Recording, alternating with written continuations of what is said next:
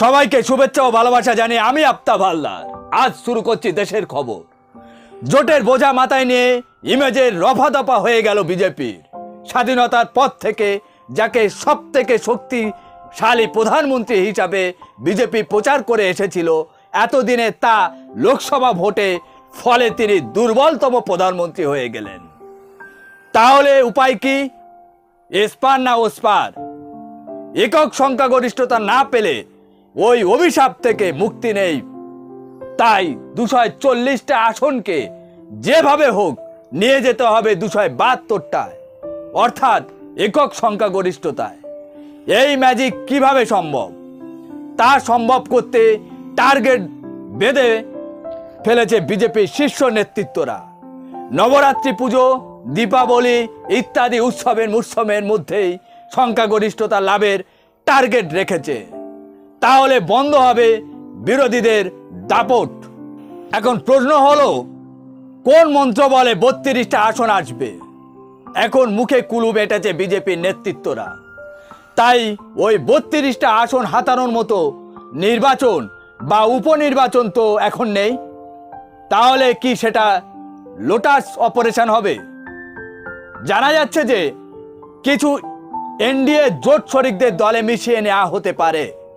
আবার বিরোধীদের ঘরে হানাও নাকি দেয়া হবে, সেই ব্লুপ্রিন্ট তৈরি করা হচ্ছে।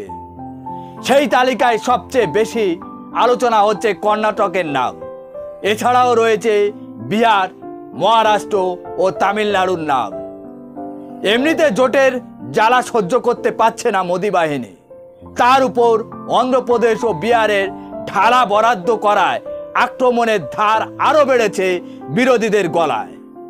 মল্লিকার্জুন খাড়গে থেকে শুরু করে অখিলেশ যাদব, অভিষেক ব্যানার্জিরা যেভাবে লোকসভায় ও রাজ্যসভায় মোদি সরকারের চেপে ধরছে, তাতে মোদি সরকারের সহ্য করতে পারছে না।